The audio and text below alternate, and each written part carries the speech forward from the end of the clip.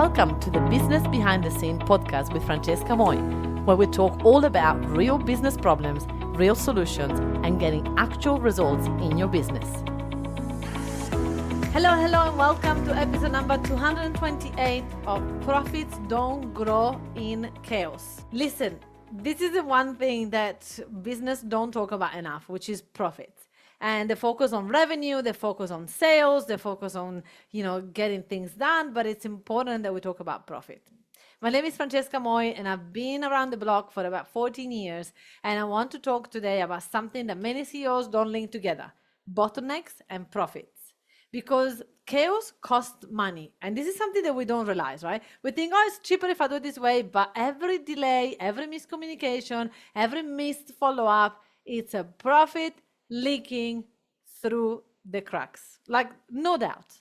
And we don't see that. We don't believe that. We just think, oh no, it will be fine. Oh, well, you make a mistake, you have to do this task again. It's going to take another 3 hours. No worries.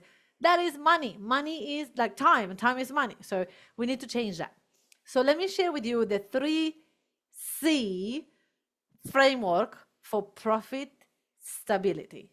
Because I don't know you, but I hear a lot from a lot of my clients and my colleagues that business is like a roller coaster. You have a good month, you have a bad month. You have a good profit month, you have a low month. And it's just can be so stressful to have the ups and downs, and we want to make sure to avoid that. So number one that we want to share with you of the 3Cs is clarity. Everyone needs to know the priorities and the outcomes that they need to produce for that activity. And this is a game changer, because when I don't give clarity to my team, what they do is that they are starting to do a work and then they spend a day on it, 8 hours, and then they show it to me and I'm like, oh no, that's not what I wanted. And they're going to be like, okay, I'll redo it. For them, it's time, which can be frustrating as well, but it's just time. For us, for the business owners, it's money. It's their wages. It's their time. We cannot afford to keep not being clear with our instructions and the priorities and the outcomes, because we cannot keep having this type of problem. Number two is communication. Consistent updates and no surprises. What it means is that we need to communicate to each other, so they need to also keep me posted on the projects that I give it to them and show me step by step, rather than start the project, finish the project, show it to me, and I'll be like, oh no, we didn't understand each other, right? It's important that we do a step by step. It's like, okay, I'm gonna do this bit, I show you. Yes, good. This is not micromanaging, this is being on the same page. And those meetings for me sometimes go 15 minutes. I'm like, yep, you're going great. And you have any questions? Yep, I agree.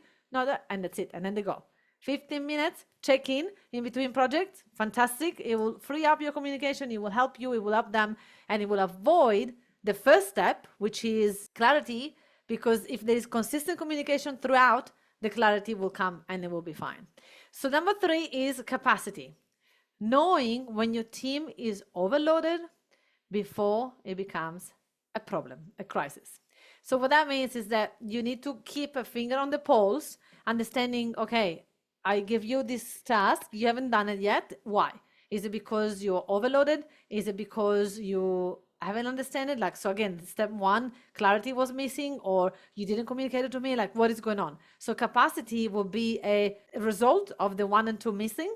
And it's important for us to understand that, because if they don't have a capacity, they're not going to succeed, which means the less time they have to do something, the more they're going to be burnt out, the more mistakes they will probably make. So when these three are tight, profit grows. When they are good, when they're on point. When they're loose, chaos takes over, which means your profit will be lower. It's just always like that. So at EVS, our company, our agency, we saw this firsthand with one of our VAs. So before we introduced supervisors to oversee virtual assistants for our clients sometimes face delays or communication gaps because they didn't have experience on how to talk to a VA, how to check the VA understood the task, right? There was a little bit of a communication gap between culture, between other things. And so when we started managing our team workload properly, and we started to track performance by putting a supervisor in charge of a client and their VA, then client retention went up 30% and mistakes almost disappear. Not completely, obviously we are dealing with humans, but what is important is that we saw in our gap, in our processes, there was a gap and there was a problem because clients didn't have the knowledge of the 3Cs. They thought they were clear, they thought they communicated, they thought the VA had capacity, and then all of a sudden, the VA didn't, and there was not communicated to them, and then everything fell apart. And then the client will leave because they thought, oh, these VAs are not good. And it wasn't that the VA were not good, it's that they couldn't work out together. So that's proof that structure creates profit. So the same thing goes for our clients. We have one client that is an NDIS provider. We worked with them for a few years. We're still working with them. And they had invoices piling up and clients waiting for days for their updates. And when they call us, they were like, we need a VA urgent to, get these invoices up. So we place a trained Filipino VA to manage admin, client communication. Within 6 weeks, the cash flow improved dramatically. They onboarded 2 new major clients, and therefore they hire another virtual assistant from us because they're like, oh my gosh, we're now busier. And the system flew, money follows, right? Because that was working well. So as soon as they stop not answer to emails, they stop having emails piling up, right? As soon as they had a 5-star service, right, to the client, then other clients would refer them, like it just magic happened. It was absolutely fantastic. So before you think about cutting costs, we don't want you to cut costs. We need to look at where energy and time are being wasted. So have a look at your processes, have a look if your team is clear what they need to do, the outcomes and the results and everything. And sometimes the best profit move isn't a new offer. Sometimes it's just the right support right in front of you, or sometimes it's a new hire.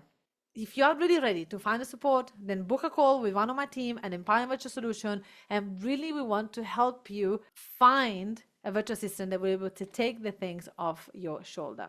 And if you want to learn how to spot those bottlenecks in your business before they cost you a profit, then you can join my masterclass coming up, Stop the Bottlenecks and Free Up the CEO. It's coming up soon, so I will see you there.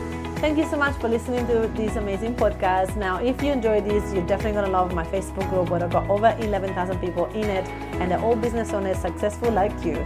It's called the Successful Entrepreneur Lounge, and in there I do classes every week, and I get to interview my clients and I get to teach you all the things that I've done to get my business to 100K plus a month. So I look forward to have you in there. It's called the Successful Entrepreneur Lounge Facebook group in Facebook. I look forward to see you there. Ciao.